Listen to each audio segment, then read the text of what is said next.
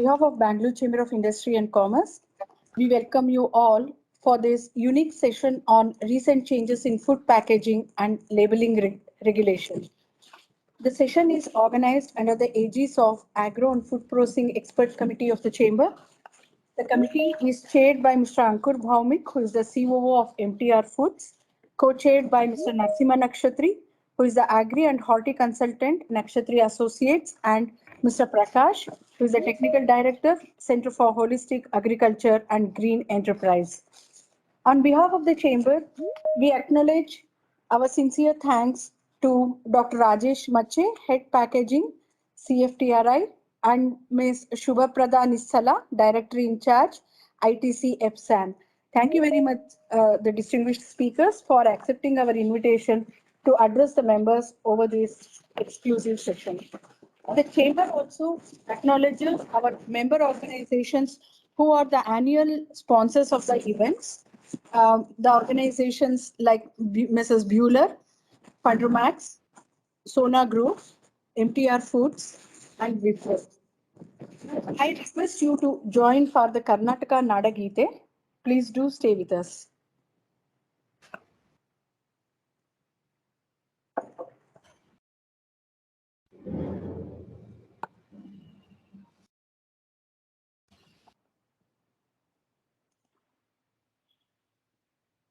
जय भारत जननीय तनुजाते जय हे कर्नाटक माते जय सुंदर नदी मन गणनाडे जय हे रसरुचिगणने भूदेविय मकुटद नवमणिये अंदद चंदद ಹೊನ್ನಿನ ಮಣಿಯೇ ರಾಘವ ಮಧುಸೂದನ ರವತರಿಸಿದ ಭಾರತ ಜನನಿಯ ತನುಜಾತೆ ಜಯ ಭಾರತ ಜನನಿಯ ತನುಜಾತೆ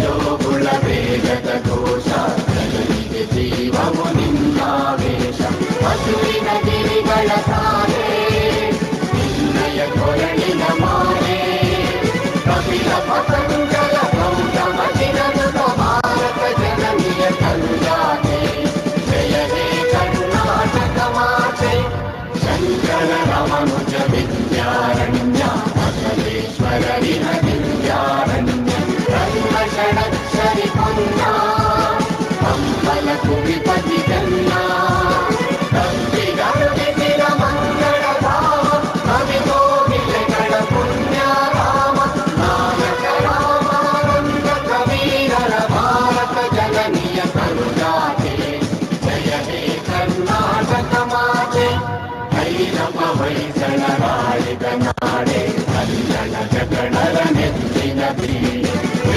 ಶರಾವತಿ ಕುಂಡ ಕಾವೇರಿಯ ವರರಂಗ ಚೈತನ್ಯ ಪರಮಹಂಸ ವಿವೇಕರ ಭಾರತ ಜನನಿಯ ತನುಜಾತೆ ಜಯ ಹೇ ಕರ್ನಾಟಕ ಮಾತೆ ಸರ್ವ ಜನಾಂಗದ ಶಾಂತಿಯ ತೋಟ ರಸಿಕರ ಕಂಗಳ ಸೆಳೆಯುವ ನೋಟ ಹಿಂದೂ ಕ್ರೈಸ್ತ ಮುಸಲ್ಮಾನ ಭಾರತಿಕ ಜೈನ ಉದ್ಯಾನ ನಾಯಕ ವೈದಿಕರ ರಾಮ ಕನ್ನಡ ನುಡಿ ಕುಣಿದಾಡುವ ದೇಹ ಕನ್ನಡ ತಾಯಿಯ ಮಕ್ಕಳ ದೇಹ ಭಾರತ ಜನನಿಯ ತನುಜಾತೆ ಜಯ ಹೇ ಕರ್ನಾಟಕ ಮಾತೆ ಜಯ ಹೇ ಕರ್ನಾಟಕ ಮಾತೆ ಜಯ ಹೇ ಕರ್ನಾಟಕ ಮಾತೆ. Thank you very much. And now I request Mr. Ankur Bhaumik, who is the chairman of the Agro and Food Processing Expert Committee, to welcome and set the context. Over to you, sir.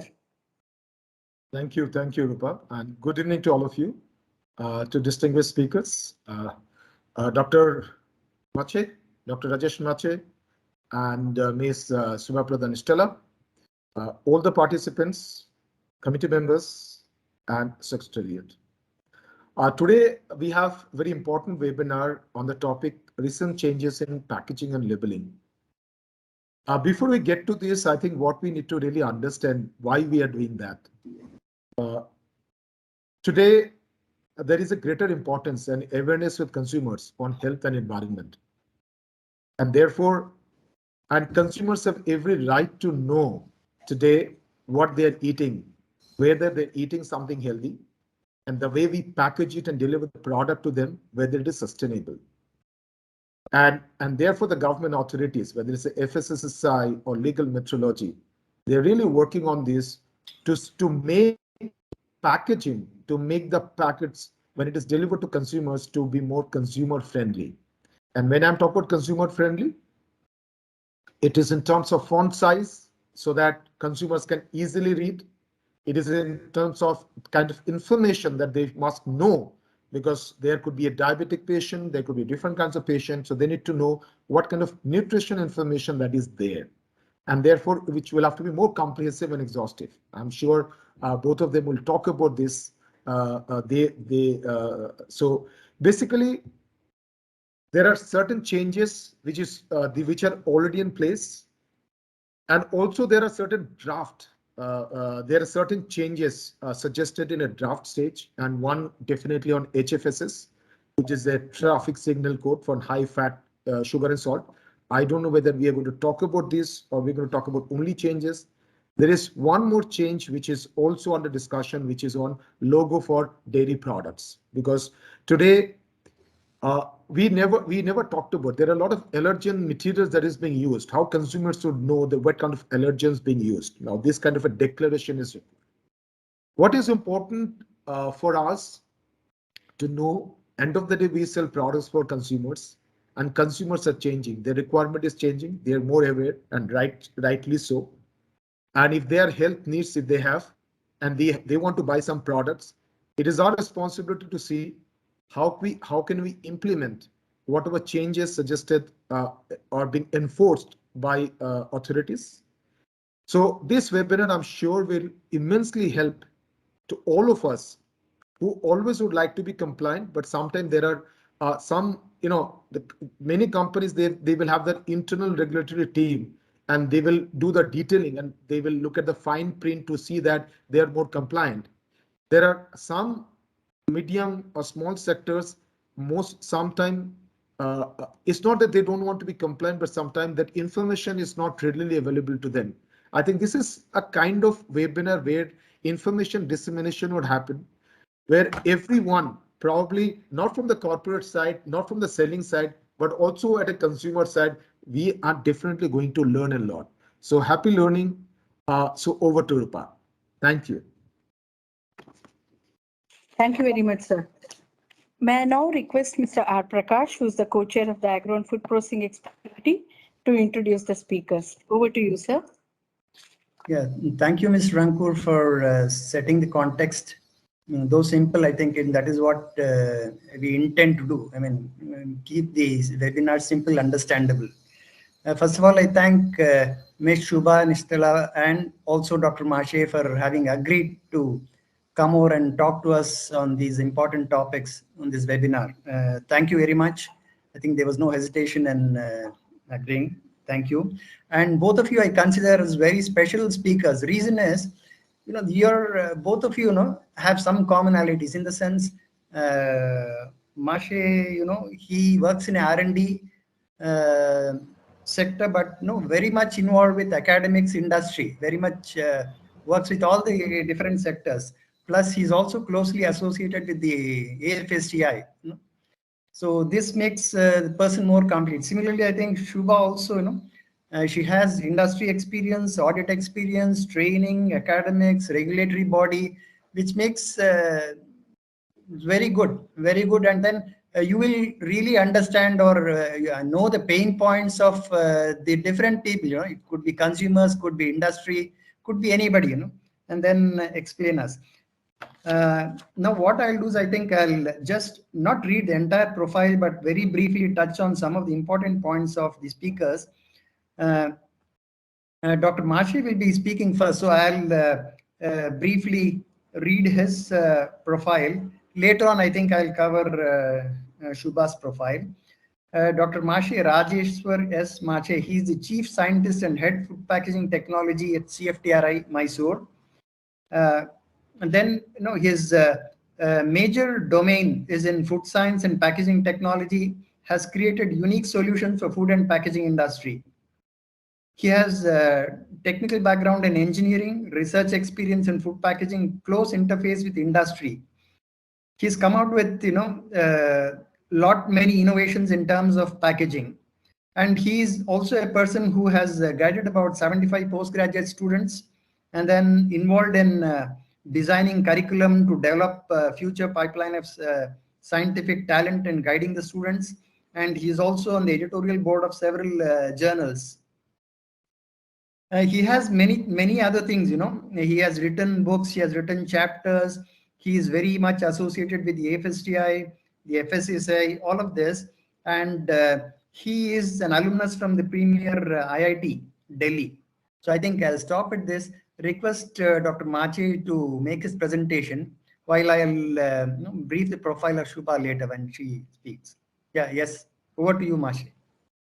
Yeah, thank you, Prakash, for a nice introduction, and a very good afternoon to all of you, Mr. Ankur Narasimha and Shubha. And I thank the Chamber for inviting me to interact with you this afternoon. Interestingly, there are two areas when you are talking of packaging. One is packaging regulations from the safety point of view, or the consumer safety point of view, and another one is the labeling point of view, where the communication to the consumer. I leave the labeling part to Shubha, my good friend, and I will try to cover the aspect of the regulatory aspect of the food safety. If it's okay, I'll start sharing my slides. Yeah, you can go ahead, not much. Yeah. Can you see the screen? Can you see my presentation? Yeah. I'll make Yes, it. sir. I'll make it full screen.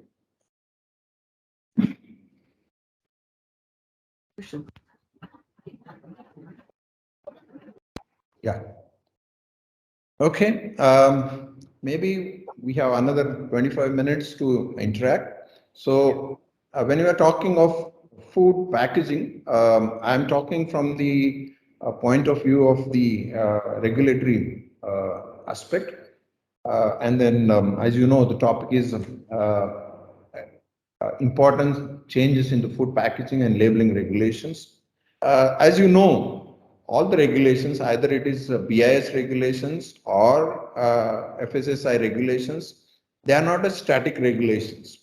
And the good part is today, what regulations you have, tomorrow there will be changes. And it is happening when, as we are talking, there are a lot of things are happening in the different committees of BIS as well as FSSI.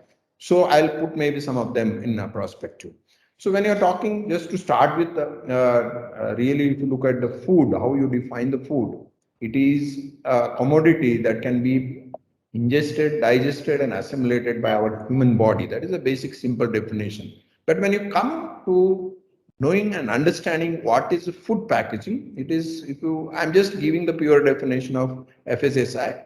Food packaging is the science, art and technology of enclosing or protecting food products for distribution, storage, sale and use.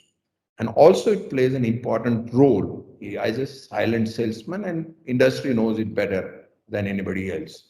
Now, when you're talking of labeling part, any written, printed or graphic matter which is displayed on the food or near food, and also it is very mandatory that every packet should carry the labels. I'm not going in details on the labeling part. Now, earlier to 2006, there were a lot of different regulations in terms of Essential Commodity Act or Meat Food Product Order and Edible Oil Packaging Order. All this controlled by different agencies and different ministries. And there is a lot of inconvenience to the industry as well as to the consumer. So there was a lot of thinking in terms of one nation, it should be one law, and then hence the FSSI regulation came in, and then that is where all these things are brought together in 2006.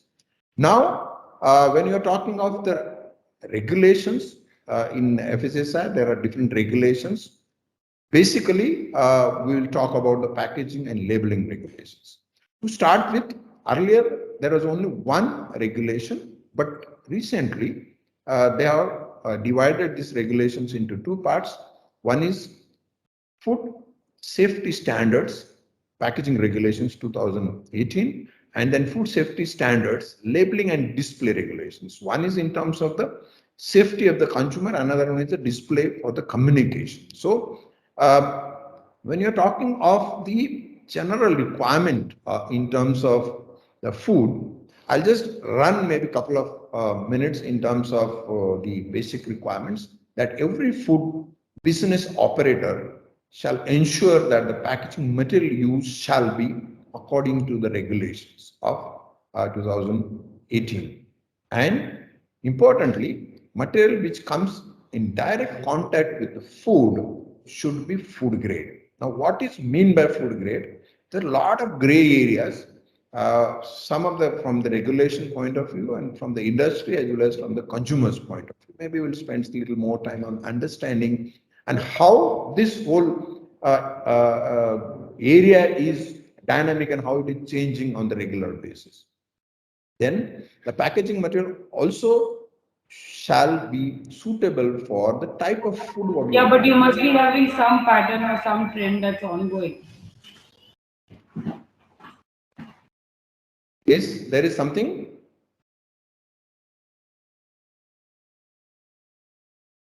And interestingly, the packaging material should withstand different mechanical, chemical, and thermal stresses. These are basic general requirement of the packaging. Now, apart from this, the package should be clean, hygienic, and tamper-proof, very importantly, and sealing material shall be compatible with the product. What is meant by compatibility is very, very important. Now, some of the plastic containers, which has a capacity more than 5 liters, including glass bottles, mostly they are reused. Once, if they are reused, they should be durable and easy to clean and disinfect. This is very, very important regulations. If it is not there, then you will not be able to use that particular material. Now, tin containers, once used, should not be and shall not be reused for any food application. Interestingly, when you are talking of printing inks, it should conform to the Bureau of Indian Standards number 15495. Now, another important thing from the printed surface of the packaging should not come in contact directly with food. Now, if you look at the whole gamut of printing ink, globally, this is also very less regulated and there are a lot of issues in terms of the hazards. So, but as I told, the things are evolving and there are regulations are coming, particularly European Union is coming out with a very standard regulations in terms of the printed surfaces in terms of the food application. Of course, you may be knowing before on the roadside, newspapers were used for serving the food, but the type of chemicals used for newspaper printing has a lot of issues, particularly in terms of the carcinogenicity or otherwise.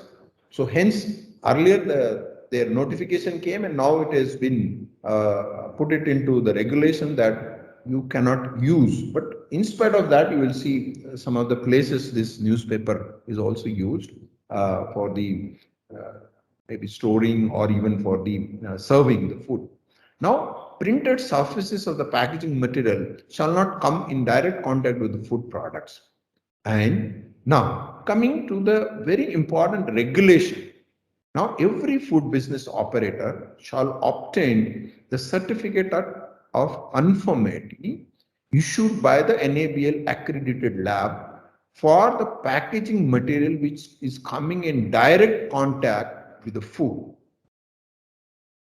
Now, what it means, we will maybe spend a little more time because they understand this is a very, very gray area and a lot of, particularly the consumer and some of the industries also are not aware what is meant by that certification and what sort of a certification you need to get. And also, when it is a multi-layer film, the contact layer also needs to meet the packaging requirement given in the regulation. Now, apart from the plastic, a lot of times we just focus on the plastic, but the paper and paperboard materials, glass, metal and metal alloys, and plastic materials all has to follow the regulations defined in the standard. Now, there are different materials, as I said, it can be that are mostly used as a contact material, food contact material, which all of them, including the conveyor or the equipments what you are using in the processing or packaging or direct packaging material, also has to comply with these particular regulations. Now, coming back, I'll just run through a little brief on the different regulations in the paper and paperboard. When you're talking of paper and paperboard, it is not very well regulated. There are a lot of new regulations has to come in, because if you look at it, normally if you take now newspaper is banned for using food contact application. But is that all other papers are safe for use? I don't think so, because if you look at the literature globally, that's not very encouraging one.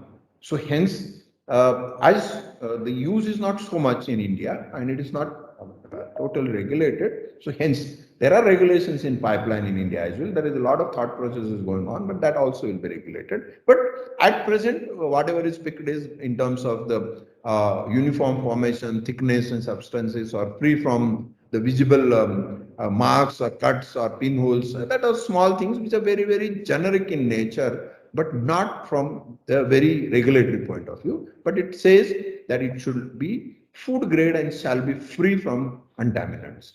Now, when you're talking of any paper coming in contact with the food, it has to conform to either one of the standards, Bureau of Indian standards. It can be for grease proof or vegetable parchment paper or aluminum foil or general purpose packaging or wrapping materials or folding boxes, and also corrugated fiberboard boxes.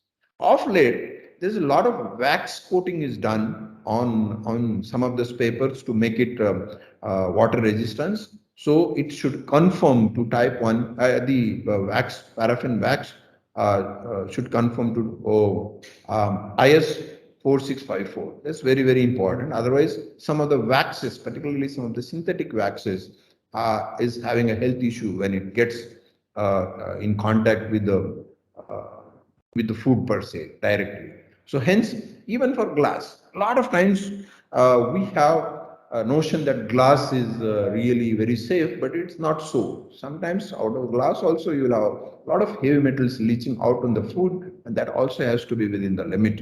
And then in general, it should be free from the mold marks or stones or chipping, that sort of things. And also it should have a smooth surface without pinholes or sharp edges, and free from hairline cracks. Hairline cracks sometimes allows the outside maybe moisture or gases to get in, and also it creates a problem, hazardous problem. Now, metal also is not very extensively regulated in India. There are very generic regulations in terms of what is not fit for human consumption. It can be in terms of the rustiness.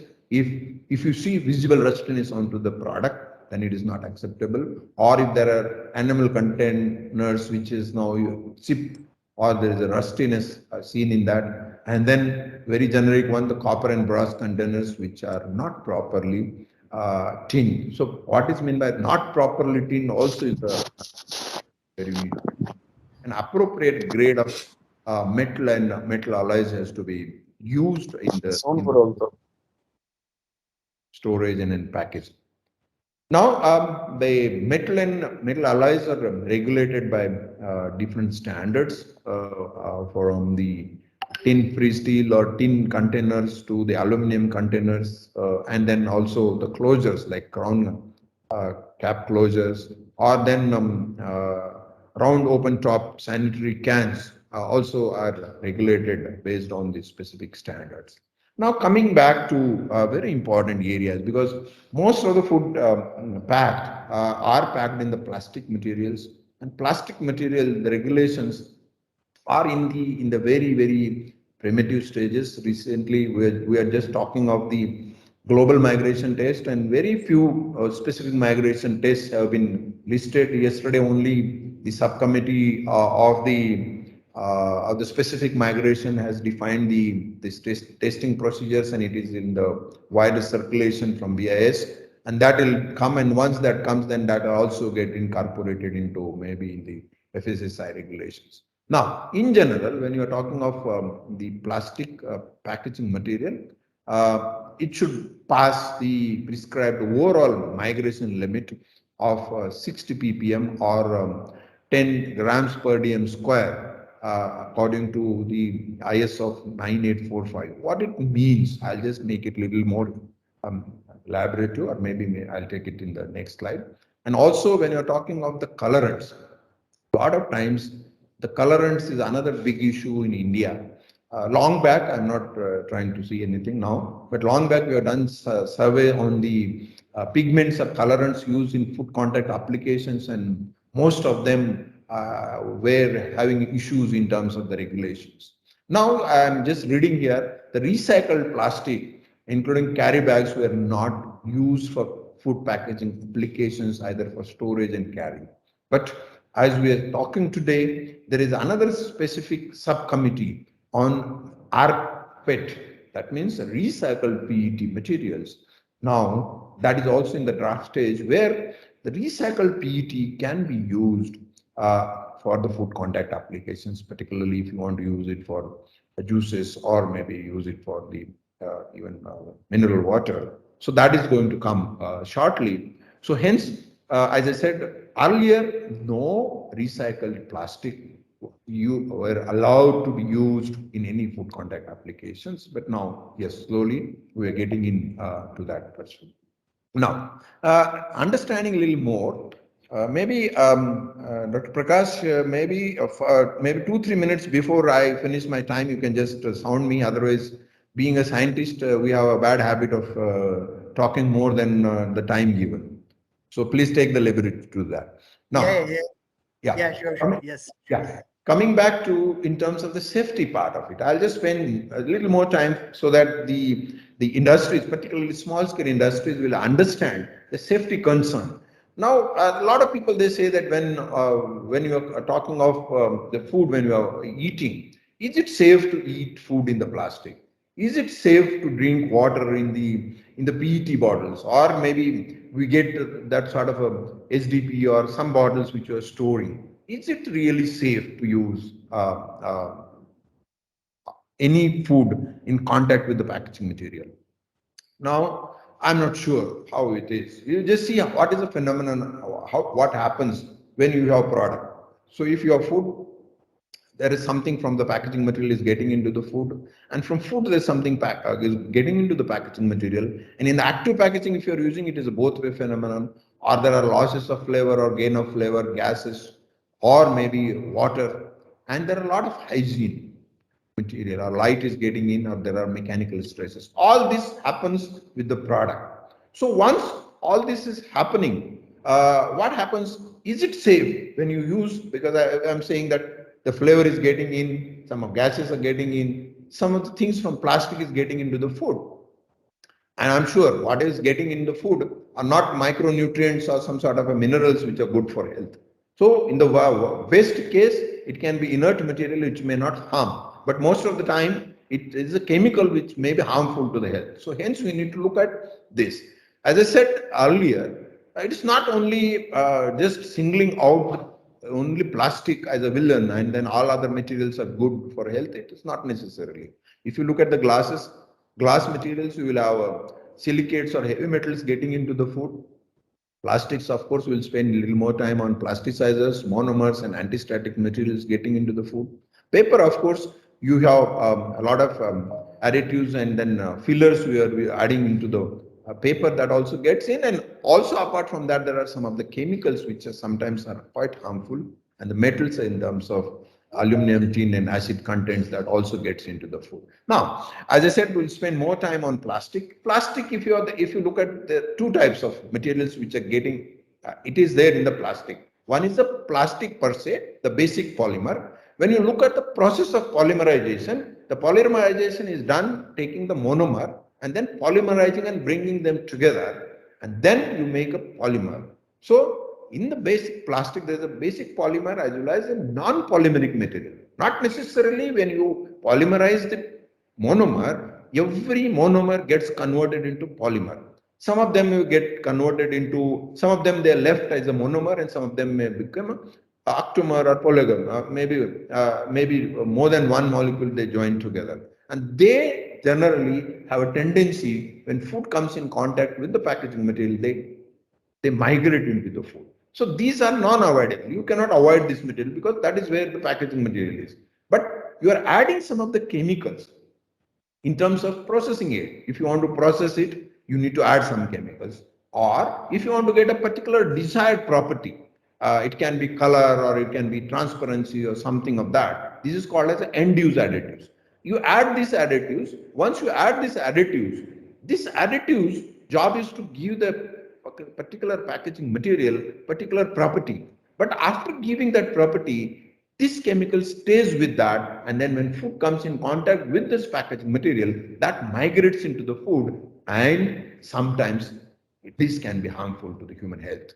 So in terms of the additives or adhesives used for maybe laminates or binding of these two layers, you will have water soluble or maybe solvent based materials. They also get into the food because they are staying with the packaging material, or it can be polymerization residues.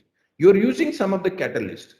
These residues, they stay. It can be peroxide, or it can be organic nitrogen compound, or copper, or maybe cobalt salt. All this gets into there. Now, or these are the one they migrate into the food, or it can be oligomers. It can be dimer or tetramer or pentamer. All that comes, or it can be monomer of the materials. It can be vinyl chloride or caprolactam, or all that sort of materials will get into it. Or polymerization solvent. It can be water-based, or it can be maybe alcohol, or it can be alkaline-based. All these material also gets into the food when food comes in contact with the packaging material. Or it can be a processing aid for transformation in terms of processing stability, lubrication, or mechanical properties in terms of plasticizers or aging agents or anti-aging agents, ultraviolet stabilizers. So all that compounds are added into the packaging material. Then that is where the problem comes. Now coming back to the regulation. Now,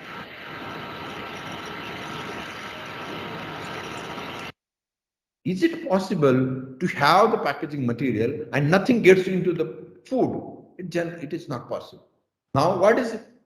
What is the way out? Is it possible for us to not to use any packaging material in today's world? It is not possible. Then what is the via media? Via media is when you are eating the food, when the food, these chemical compounds are getting into the food, they are not going to harm the human health. That means it doesn't go beyond the safety limit of this. And that is number one. Number two, this also doesn't change the taste and the quality of the native substance. If you put some food, it should not have the whole property changed because you are using the packaging material.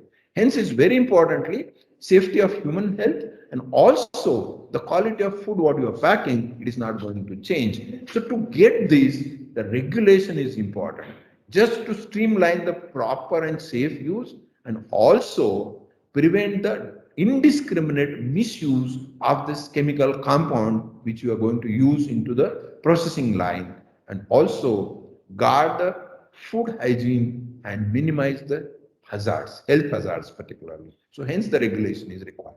As I said, the basic thing is packaging material. Now sometimes if you want to get some transparency, you want to add 1% of a particular compound. So you say, no, I am not sure, 1% is a so small quantity, I may not get that transparency, I don't want to risk. So you will add instead of 1.5%. So if you want adding 50% more, that means 50% more chances are there, this chemical compound will get into the food, that becomes a problem. So hence, good manufacturing practices in this is very important to say that what is absolute minimum quantity required. Only that much quantity has to be added, not beyond that. So GMP is very, very important in this. Now, when you're talking of the regulation part, one is very important. Please keep this in mind. When you are talking of the safety regulation, number one, any packaging material which you are using, first certification is required. With lot of times, particularly small scale industries, they say that I have certification from NABL accredited lab for the food safety. But please keep it in mind, this is only overall migration test. That is only one component of the certification what you are giving. There are totally 4 certifications, 2 certifications and 2 self-certifications from the organization who are manufacturing or processing the packaging material. Number one, positive list. Bureau of Indian Standard has made a positive list for different types of food. Like say if you take LDP material, which is coming in contact, or if you take PP, or you take PET. Now these materials, when come in contact, the Bureau of Indian Standard, which has been adopted by the Food Authority, has given the list. So you cannot add any chemicals in the processing. As I said, I have defined what are the processing things. You cannot take any material which is not listed. If you're taking it at the first level itself, your packaging material is not food grade. So the self-certification that I'm using this material as a contact packaging material, and the chemicals whatever used in terms of processing aid or end use aid or whatever it may be, I'm using is listed there, and I'm using only that. You need not have to tell how much quantity you're using. That is number one. Number two comes the good manufacturing practices. You are taking the list. Out of that, you are using the material. But good manufacturing practices says you need to use only 0.1%. And you are giving the certification telling that I need to use 0.1% and I'm using only 0.1%. I'm not exceeding the limit.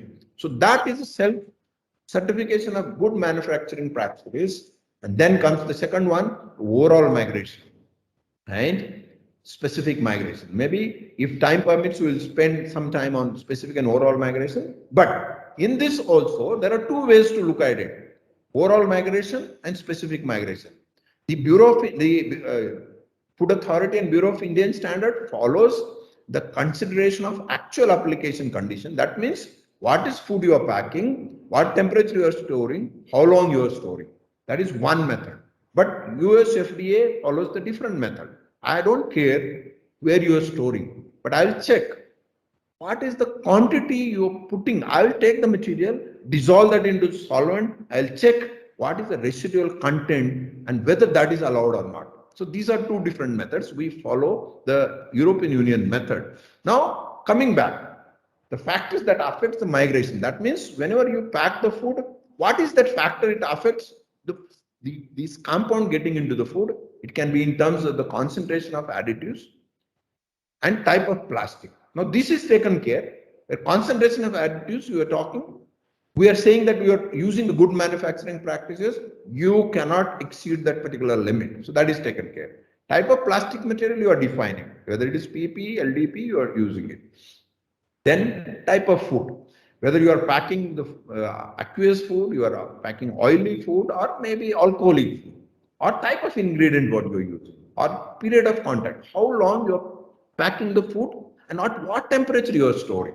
Then thickness of the material, volume of the solvent, and type of exposure. Now, out of this, I have made this 3 as a different color because all other things are constant, are taken care by different aspects.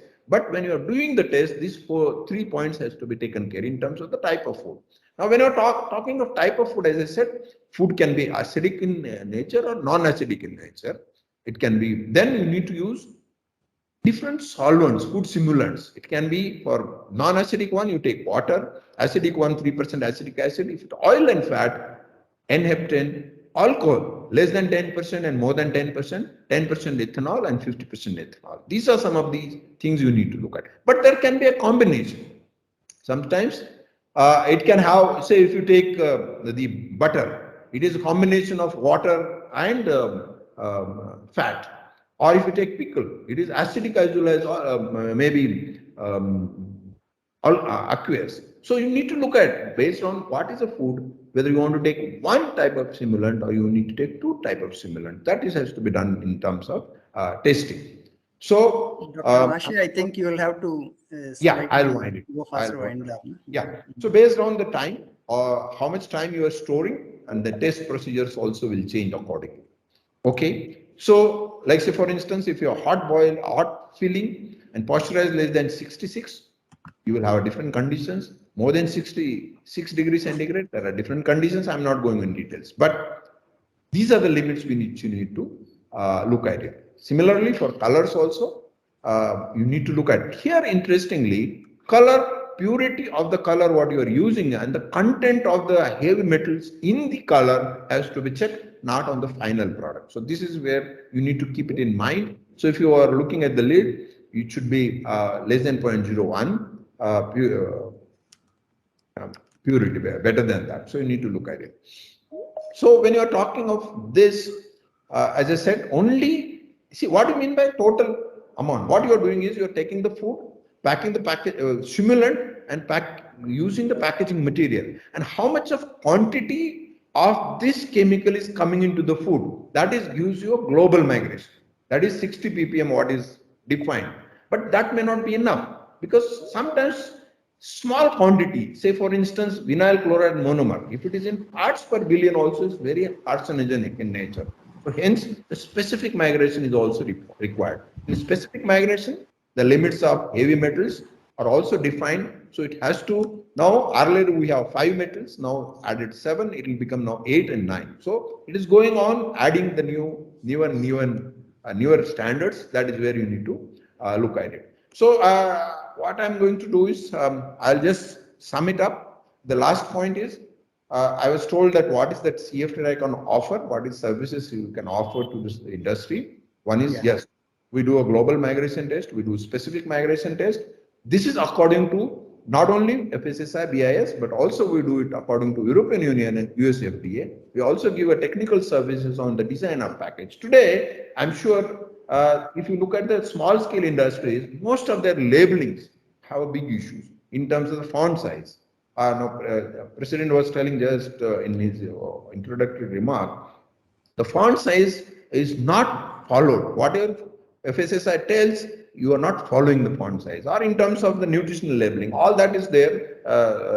Shubha will cover that. But that services also we give. And we also do MSI studies and self-life prediction, accelerated normal self-life studies. If your product, which has a 2-year self-life, we will, with the MSI studies, we will be able to give the prediction with the scientific tools with less than 2 months. And also we do a validation of retort and all that sort of things. And also we do a consultancy, collaborative and sponsored projects. I think I will stop here with a note from the Steve Jobs, stating that the packaging can be a theater and it can create the story. So that's very, very important. And in India, as an entrepreneur, we pay a very less attention to packaging. If you look at the developed countries, majority attention is given to packaging. If you want to succeed and succeed in big way, please pay more attention to packaging. And I thank the chamber and Prakash and the team and my director for giving me this opportunity to talk to you. Thank you. Over to you. Yeah, thank you, Dr. Mashi. I think the subject like packaging, though it sounds simple and all that, we can have a full day seminar actually. It's so extensive. Both packaging labeling can be a 2-day seminar kind of thing. Sorry that we are able to, we are crunching it into a half-an-hour session. Thank you very much. I think you have given us a lot of technical details, plus also generic information for the industry members. Thank you. If there are any questions, I think we'll take it later after Shubha's presentation. I'm sure you will be available, isn't it? Yes, please. Yeah. Now we'll go to the next speaker. She's Shubha Pradhanistala. She's, as I said earlier, I think she's also special, has different kinds of experiences, industry, audit, training, academics, regulatory body, all this. has over 25 years of experience, has worked with organizations like Coca-Cola India and Al-Kabir Exports. She has worked as a lead auditor to quality, food safety and environmental management, has done over 200 audits, also a lead tutor, and has led over 500 delegates. She has several national and international publications to her name, and also on editorial board of Indian Food Packer magazine. She is also a visiting faculty to several food technology institutes and is also on the board of studies for Symbiosis Institute of Health Sciences and Microbiology, Bhavans College. She is also the current president of the Association of Food Scientists Mumbai chapter, presently holding the charge of director in charge of the ITC FSCAN, which is a training center jointly set up by the FSSAI and EIC. She has been conferred with numerous awards, including the FSSAI AFST Food Safety Professional of the Year 2019. So has vast experience, but the time that we have is limited, half an hour. So I request Ms. Shubha to make a presentation, please. Thank you very much, sir, for the very warm and detailed introduction. I will just share my presentation. Always difficult to go after Mache, sir, but I shall attempt to do justice.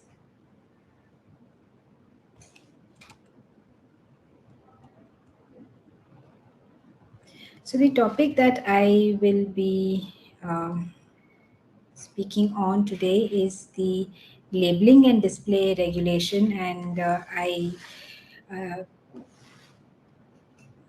fully understand that there are a lot of expected changes around the front of pack labeling. However, my focus for today will be on what is already in the regulation. Any other questions we can take up during the Q&A, but given the short time, focus is on the current regulation. Here again, all right. So quick, before I get into it, a quick look on what is ITC FSCAN. We are a training center which is set up jointly by FSSAI and the Ministry of Health and the Export Inspection Council, Ministry of Commerce, with funding from the Global Food Safety Partnership Initiative of the World Bank. We're about 2 years old now, 2.5 years old, set up in September 2019. We are housed in the EIA Mumbai building in Andheri. And over the last 2.5 years, we've conducted 400 plus trainings, a variety of training programs, both theoretical as well as hands-on training. We have a lovely laboratory, and I would be delighted to work with the chamber in organizing hands-on trainings on analytics, both contaminants as well as micronutrients through the center. Thank you to all the office bearers of the chamber for this invitation. It's an honor to be invited on this platform to speak about this topic on labeling today. To take a step back and look at what are the regulations that are in place for food packaging in India.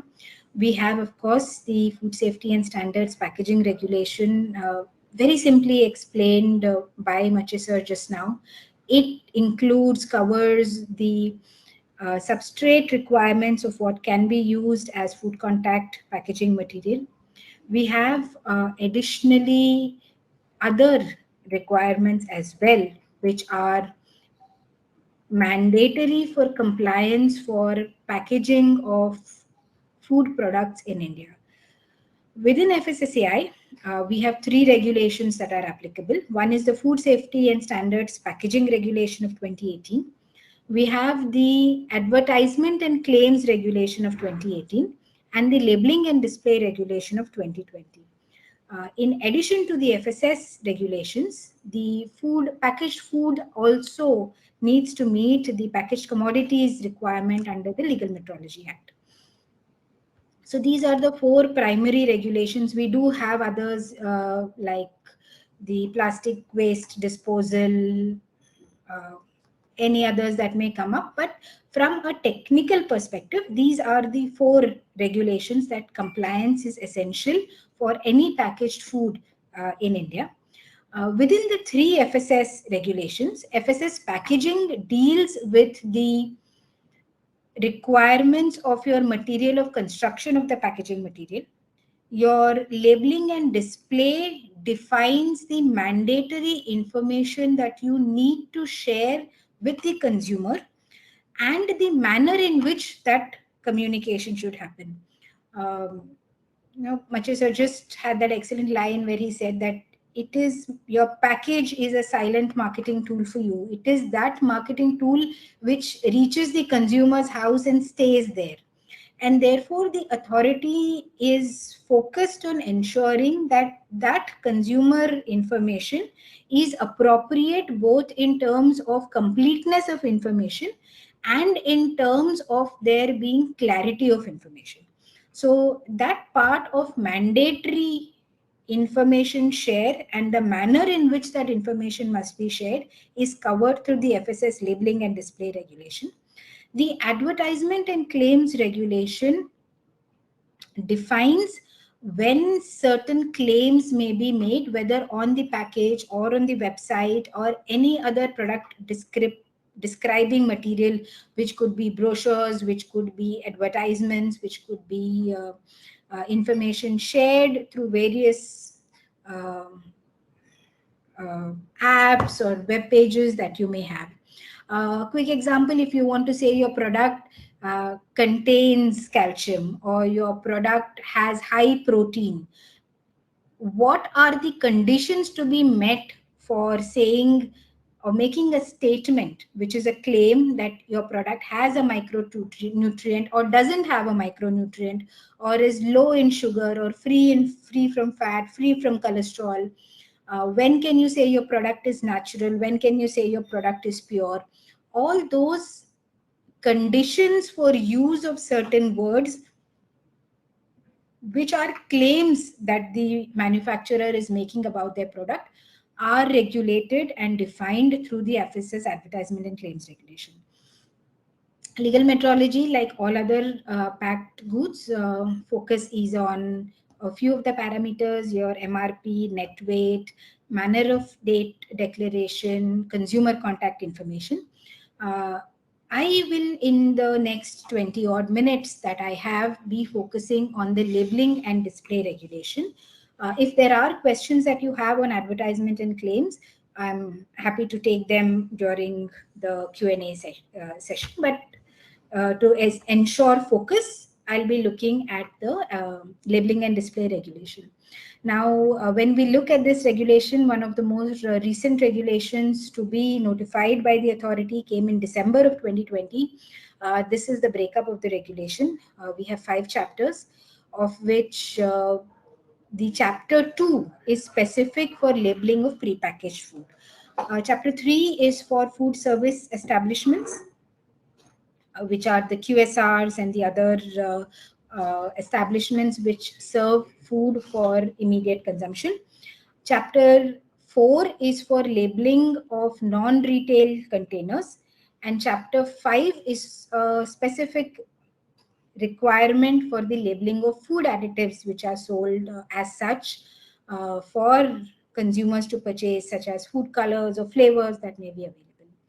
Again, within these 5 chapters, we will be looking at the general requirements because those are important, and focus will remain on chapter 2. I will briefly touch on chapters 3, 4, and 5. The current regulation supersedes the 2011 regulation that we had on packaging and labeling. FSS packaging and labeling regulation was one of the first 4 regulations to be notified by the authority. The packaging part of it was superseded in 2018 by the packaging regulation, and since this regulation has been notified, that entire 2011 regulation has become obsolete and is replaced by these 3 regulations which we just saw. The scope of this is for both prepackaged foods and a requirement of information shared with consumers for fresh foods, which is the food service establishment, has been introduced for the first time through this regulation, and that is what is met through chapter 3, which is the display part of the regulation. The labeling part is largely similar. There are certain changes which I will call out as we go through chapter 2. But the display part of the regulation is entirely new and has been introduced for the first time in this regulation. In terms of timelines of implementation, when the regulation was notified, it was notified with a timeline for compliance from 17th of November 2021, basis industry feedback that has been extended to 1st of July 2022. The display, because it was a new requirement, was initially given a date of 1st of Jan 2022. Now that date still holds, but the authority has given an advisory to the effect that they will not enforce compliance to this till 1st of July 2022. So both are notified for implementation. Both parts, labeling and display, enforcement will begin from 1st of July. So the 5 chapters are split as 11 sections, and there are 2 schedules as well to this. Now a quick look at some of the definitions, and while I will share my presentation, I would like to call out a few of the definitions, so to say. Label is any matter that is represented on the label. It need not be printed alone. So if you have a serving suggestion which is displayed on your product label, you have a bowl of cornflakes with strawberry or with dry fruit or nuts in it, then it is construed that you are making a communication to the consumer that the inner package also contains that. So if you are making a serving suggestion in the image that you are using for your label, please ensure that there is a very clear disclaimer saying that serving suggestion only, or some such wording to ensure that there is no miscommunication to the consumer.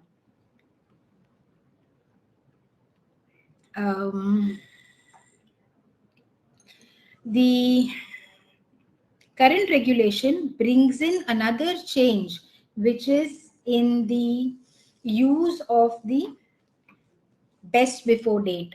So far in food, as per the 2011 regulation, a best before date was required.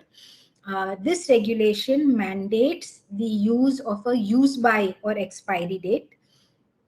Best before date has been made optional. Organizations may choose to have both use by date and best before date, or include only the use by or expiry date. Best before date is entirely the prerogative of the organization, no longer mandatory and no longer sufficient if it is alone included on the label. Expiry and use by has been mandated. Difference between the two, very simply, best before is a statement on the best quality. Post the BBD, it is expected that the product will continue to be safe. However, a use by or an expiry date is a statement on the safety and quality attributes, and therefore use after an expiry date is not considered acceptable from a safety perspective. Clarity also brought in on the date of manufacture and the date of packaging. Either may be used depending on the kind of product. If you are packing dry fruit or nut, you may not have a date of manufacture, you would have a date of packaging. If you are repackaging bulk, you may have both. You may have a date of manufacture and a date of packaging. The clarity in terms of what they mean has been included in the regulation. These are definitions of various kinds of packs: assorted pack, multi-unit pack, and retail pack. Important inclusion in the definition of child or children as anyone below the age of 18 years, made to harmonize with the Juvenile Justice Act. It means that wherever there is a statement on not suitable for children, it would read not suitable for children under the age of 18 years. infant, a person not more than 12 months of age. The RDA is the required or recommended dietary allowance as defined by ICMR and NIN, National Institute of Nutrition. The current version that we have is 2020. The authority has also FSSAI that is also has an advisory in which they have included RDAs for certain micronutrients which are not mentioned, like selenium, etc., which are not mentioned in the NIN document, have additionally also been notified by FSSAI. And when you are looking at considerations for the percentage RDA for any micronutrients that you have in your product, please do refer to both the FSSAI notification or advisory and the NIN document as well. These are some simple definitions, so I will not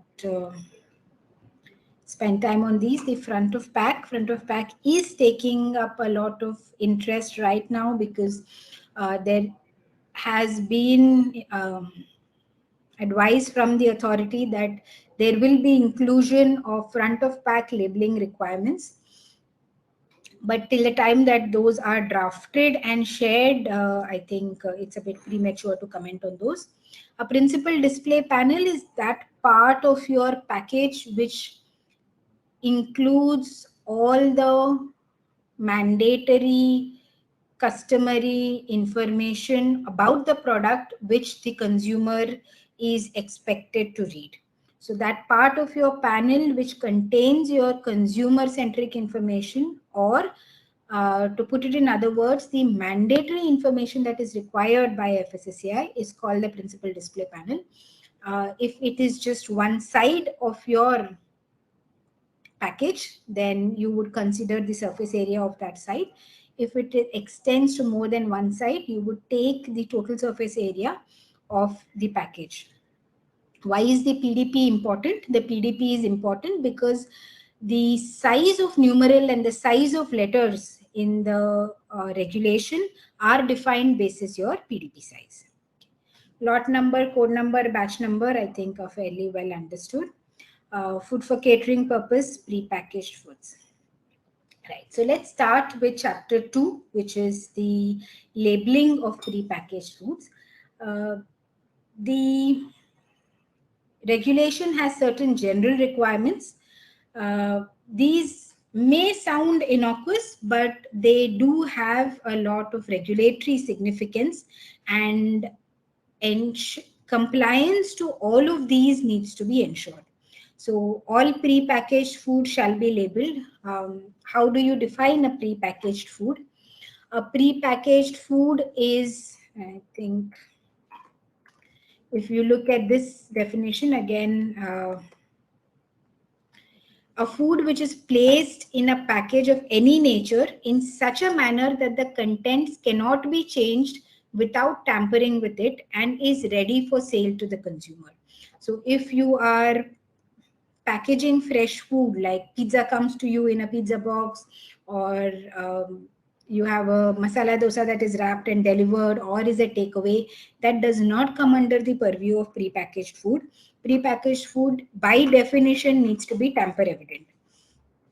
So all pre-packaged food requirements of chapter 2 of the regulation are mandatory and shall be labeled.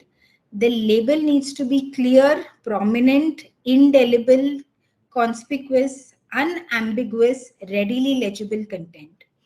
Unambiguous, very important word, and we've seen numerous instances where the food industry or the food manufacturer has been asked to make changes to their label content because it may be construed differently by the consumer.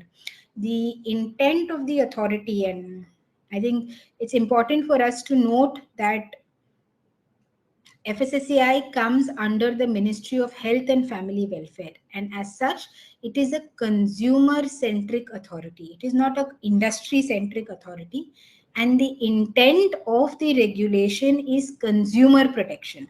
Therefore, that word unambiguous is of special importance. there should be nothing on your label which is likely to mislead the consumer. So your misleading advertisements or misleading label content are not permissible under this general requirement of the regulation.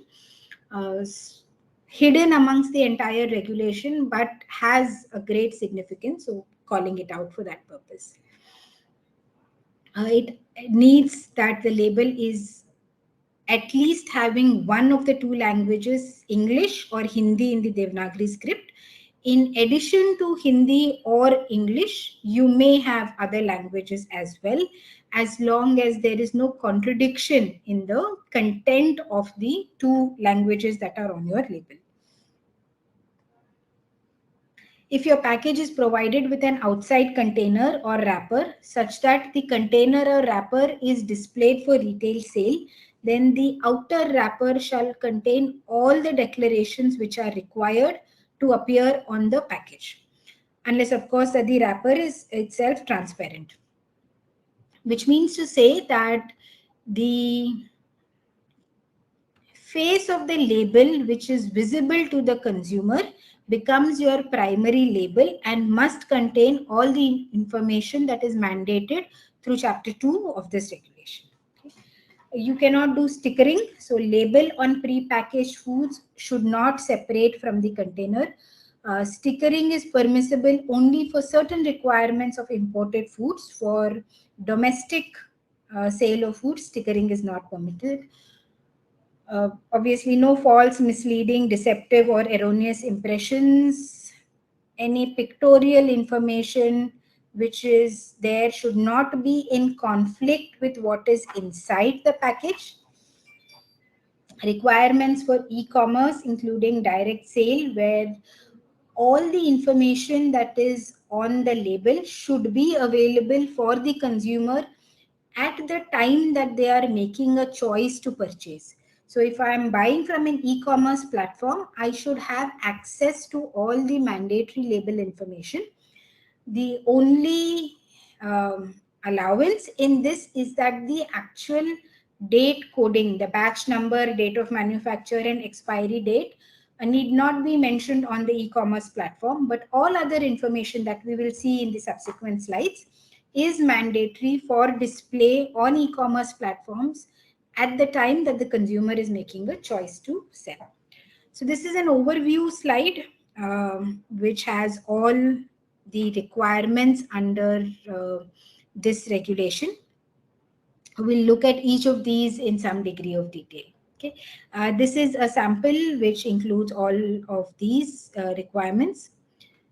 The product name, instructions for use, net quantity, FSSAI's logo, license number, expiry date now, no longer best before date, MRP, batch number, date of manufacture, veg, non-veg logo, nutrition information, what needs to be included we will see in the subsequent slides, list of ingredients, allergen declaration, and name and complete address of the customer care number.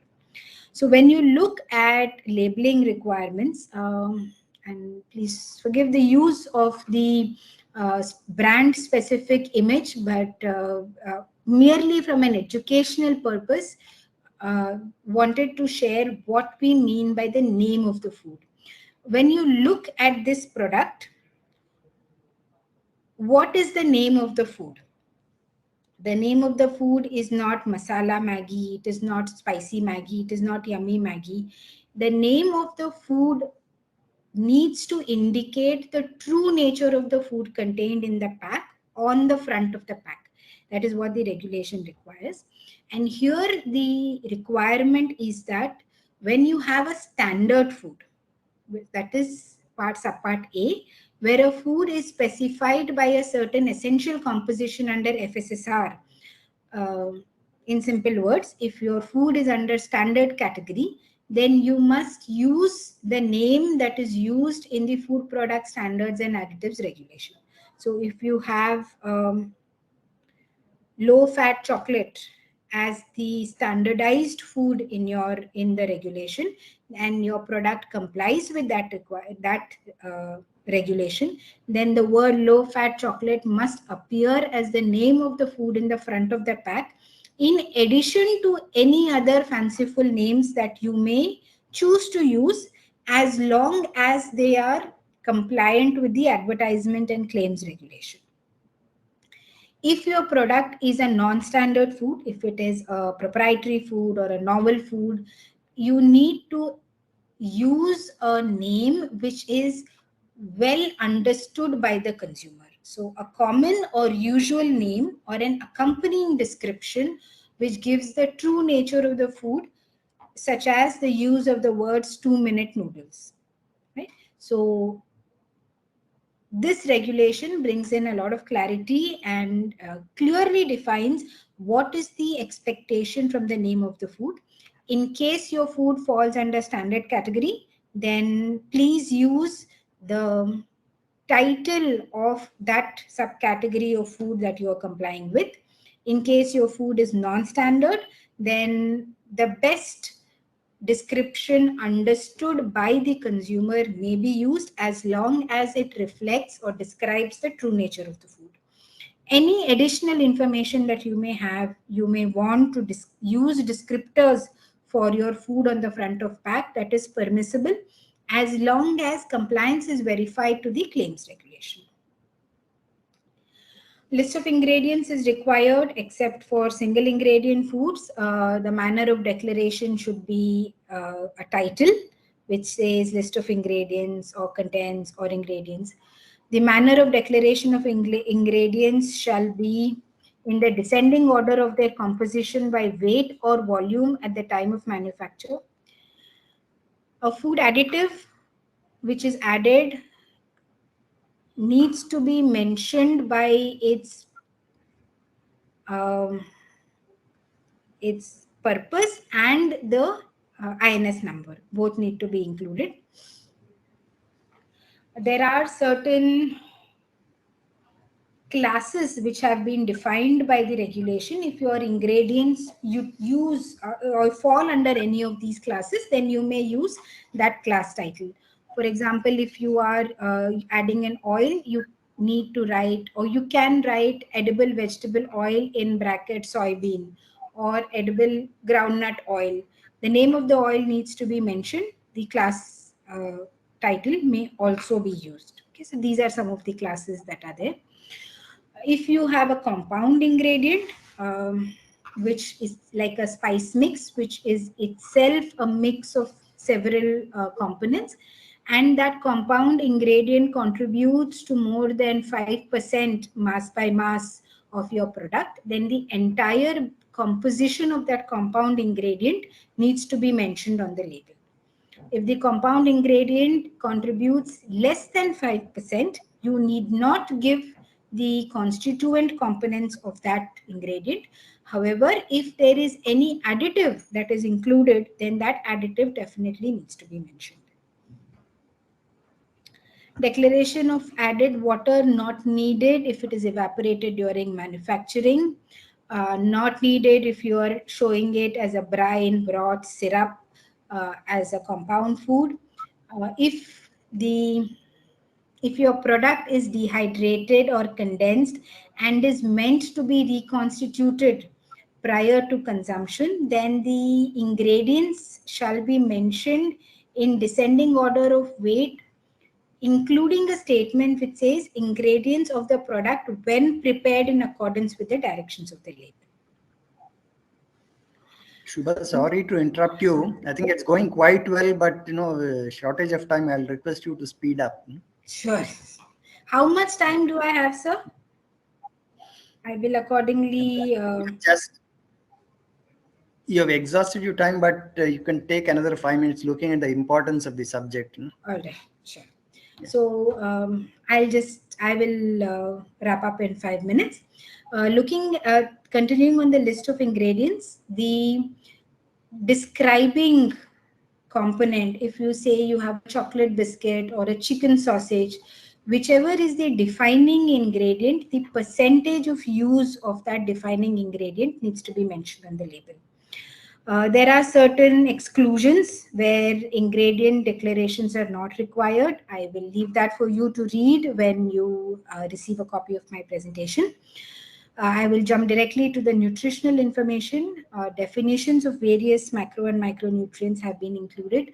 A quick call out here is that no longer is the word sugar used in the regulation. It is sugars and includes all mono and disaccharides. So added sugars, low sugars, the word sugar is not part of our regulatory framework anymore from a labeling perspective. There has been an additional inclusion where the nutritional information needs to be given per 100 grams or per 100 ml. And the RDA to be mentioned as a percentage RDA per serve. So in addition, so earlier labeling requirement required just per 100 gram nutrient declaration. Now a percentage of RDA per serve needs to be computed as per the NIN ICMR 2020 and for certain macro and micronutrients, they have also been redefined through the regulation. These are the RDA requirements that have been initiated. Again, exemptions to labeling for nutritional information exist. I will leave them for you to read.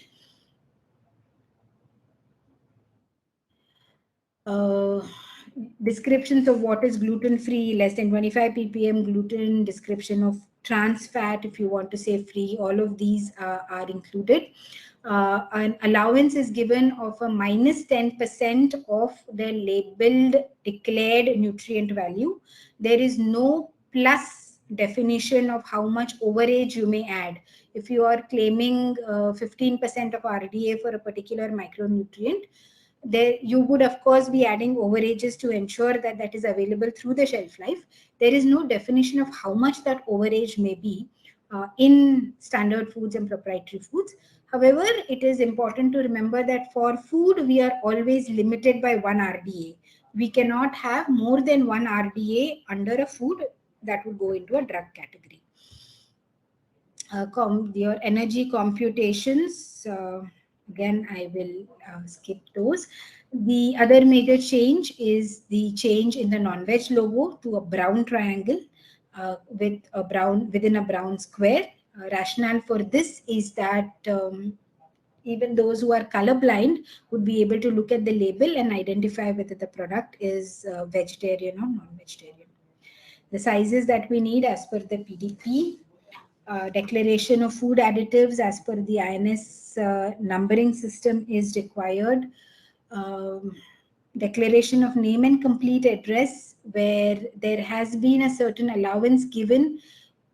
You may have a different brand owner and different manufacturing locations. The authority has permitted use of barcodes for issue, including the license number of one of these, depending on the kind of license you hold. These are the size and letters of numeral which are now harmonized with the LM. We'll look at date marking. We've already spoken about the need for the expiry and use by date. Again, exceptions where it is not required exist for date marking. In case of meals in airlines, railways, mobile catering, not only is the use by date needed, date of manufacturing needed, but also the time at which it was packaged or made is to be included. Labeling for imported food remains the same. There is, as I said, an allowance for stickering for some of the information.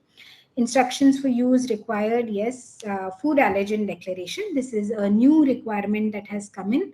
Allows you to mention in short 8 allergens that are identified. If your product is likely to be cross-contaminated with an allergen because your line is also handling them, then a statement to the fact saying that may contain whichever is the other cross-contaminant needs to be included. For foods not for human consumption, such as ghee or oil for lighting lamps, puja water, the black cross in a black square has been mandated. Principal display panel we discussed.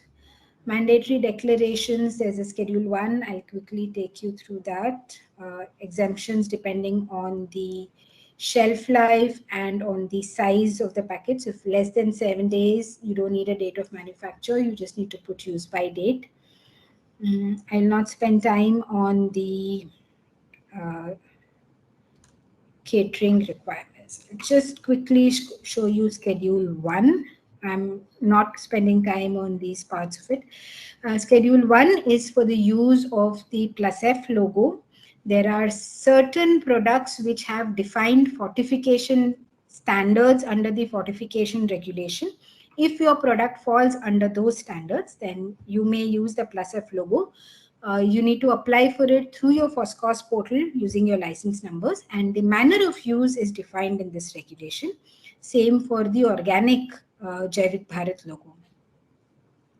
Now, depending upon certain ingredients and certain types of products, there are additional requirements. If your product has more than 10% of polyol, for example, you need to have a declaration that polyols may have a laxative effect. If you are adding an artificial sweetener, you need to have a declaration saying contains so-and-so artificial sweetener, not suitable for children below the age of 18 years. If you have a dairy product, not all dairy, milk and milk analogs, you are required to add the dairy logo that has been defined by the authority, the blue drop. So certain additional requirements, all of them are in the regulation. And yeah, so that's about it. I think I will, again, as I said, depending on both the ingredients and the type of product, there are additional requirements which the regulation specifies. There is a penalty for the non-compliance as defined by the Act. Misbranded food is up to 3 lakhs, misleading advertisement up to 10 lakhs, so on and so forth. Right. So yes, I think I'll close with that and then we can take any question answers. Yeah. Thank you very much. I think I feel bad and guilty, for both the speakers actually. These topics require much more time than just half an hour. Quite interesting and useful to the participants, but I think individually they require minimum 1 hour. That's my feel actually. We will do that after, the June 22nd when the new regulations come. I think we can still do that and you will be available. I didn't see any questions except somebody saying we could have a one-day event or something like that. No specific questions. Somebody is requesting if the presentation can be shared. That's something which has come. Pushpalata, has raised a hand. You can go ahead, Pushpalata, with a question. Good evening, all. See, I'm a manufacturer of bakery products. Where in bread we use improver, if my quantity is around 0.2% to 0.3%, where that improver contains INS 1100, whereas directly I'm not using that to my product, is this mandatory to mention that INS 1100 on the packet, or it is not required? It is required, madam. Even if your additive is coming in as a carryover, you need to mention it on your label. Yes. Okay, madam. Thank you. Vijay, you can go ahead with your question. Vijay?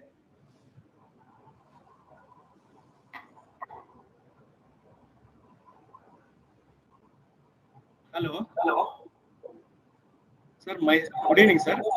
Good evening, madam. Yeah. Myself, Srikanth from Sri Bhagyalakshmi Agro Foods Private Limited. I have a couple of questions. The question number 1 is whether the net quantity can be left blank on the front and back of panel. I don't understand. So you're asking whether it can be online printed? Is that the question? Yes. Depending upon the grammage changes, we can print it like that. Is it okay? It is okay from a regulatory perspective, but operationally may be challenging because the size of the net content is often larger than the remaining online printing that we do. If you are able to work it and your printer has that capacity, remember that there are requirements in terms of spacing as well. So to the left and right, you need to have double the space as per the size. So if you have a 2 mm height, 4 mm to the left and 4 mm to the right needs to be maintained free, and 2 mm top and bottom. If you are able to meet that with an online printing, regulation has no issue at all. Operationally, if you are able to do it. Okay, madam. Thank you. The question is, manufactured by is mandatory on the pack, on the back of pack. Yes. Because some of the products we have a contract manufacturer. Their address as well as license number are mandatory for inclusion. Because we have to put both manufactured by and packed and distributed Brand by, owner. packed and marketed by. Yes, yes. If it is a contract manufacturer also, we have to put both. Yes. Both. The manufactured by address is that party address. Ours is packed and distributed by. Correct. Am I correct? Absolutely correct, sir. Thank Both you, the thank you. license numbers need to come. The FSSAI logo will be against your name, need not be repeated multiple times. Okay. Only then the about logo. recycle logo, because Yes. some companies they are depicting 7, 5 like that. Can you Yes. please elaborate on that, please? I think question for Mache sir rather than for me. He will be able to. It depends on the kind of packaging material. Best left to the expert to speak on that. Okay, Dr. Mache? Yeah. Yeah. So this is when you are talking of the recycling logo, actually this logo is for not only for the plastic, but it is for other materials also. Basically, it is depending upon what material you have. If it is a PET, the recycling logo is one. So SDP, depending upon what material you're using, the recycling logo has to be put. That is a mandatory, but it is not mandatory if the size is very small. So any sort of a laminate or any complex material, it is 7 and 7. So generally it is done that way. Just to identify so that it is easy for the recycling. Madam, sir, it is mandatory. It is mandatory to display on the pack. Yes, it is mandatory. But Because smaller size, it is not mandatory. A particular size and above, it is mandatory. Okay, but some companies they have shown that on the back of pack, but some companies they have not followed that. So for that only I asked the question. No, size may be smaller. Smaller size, it is not mandatory. Okay. Yeah, okay, thank sir. you. I think we will take one last question and then probably. There was one question which said, there are many people who use the stickers. They buy empty packages and then stick the stickers. Is that acceptable? That is something, there's a question like that actually. Sir, one label which contains all the mandatory information can be affixed. That is not stickering. Stickering is where, from a regulatory perspective, stickering is where some information is modified by application of an additional label or some information is added. So it has to be one composite PDP. Yeah. That's the requirement. Okay, thank you. Nakshatri, are you online? Yes. No, I think. Nakshatri? Yeah, please. Yeah, you can go ahead with the vote of thanks. There'll be other questions, but I think paucity of time, I think you can go ahead with vote of thanks. Okay. I think it was an excellent session. Food is so important. Packaging is also important, and the labeling is also important. For the consumer's point and the manufacturer point, I think Dr. Rajesh Mache and also Ms. Subha has presented very well. I thank so much on behalf of the Agri Food Processing Committee to both of them for giving in a short span of time and with a limited hours, and they explained very well. I think all of us, we enjoyed that. I think the more and more changes happening in the food packaging and labeling, I think there's more required the information to be shared and information to be implemented. Thanks a lot to Dr. Mache and Dr. Shubha. Thanks a lot to Mr. Ankur Bhumikji for getting the contest. Thanks a lot. Prakashji, I think wonderful as usual. You are the man behind this entire seminar and webinar. Thank you so much for presenting and moderating. Thanks to all the participants who have taken their time and making this webinar successful. Thanks to Rupa and BCIC. Thanks a lot. Thank you so much. Bye. Bye-bye. Thank you, sir. Thank you very much. Thank you, Prakash sir, Nakshatri sir, and Bhaumik sir, and Vijay sir. Thank you very much for nice input. Rupa, Thank you, Lord. National anthem. Rupa, please. Yes, sir. We would like to present a small thanking video, sir. Post Yeah, that sure. one, we will, Yeah, play sure. the national anthems. Yeah, sure. Please, Go ahead. please.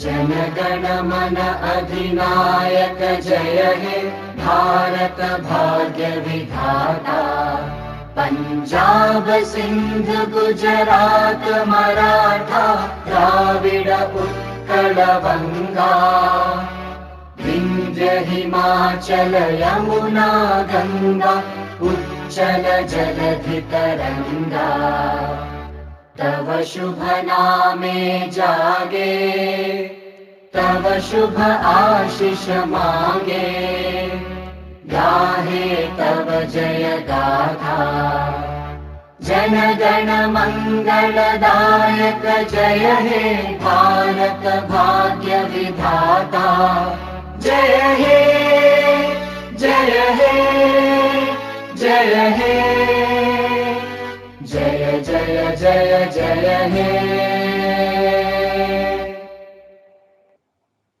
जय भारत जननी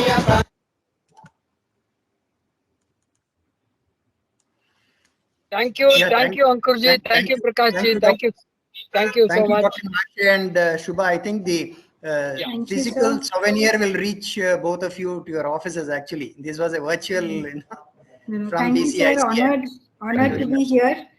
Yeah, sure. Thank you Thank you so much, both of you. I think it's a wonderful session. It's a wonderful session. I think probably we need to have a repeat session also. Yeah, exactly. But with more time, actually. Yes, with the longer time. Each one probably requires. Yes. Yeah. I think each one probably we will have one more. This is something very knowledgeable. I think great session here. Thank you so much. Thank you. Yeah, thank you. Yeah, thank you. Thank you very much, sir. Thank you all, sir.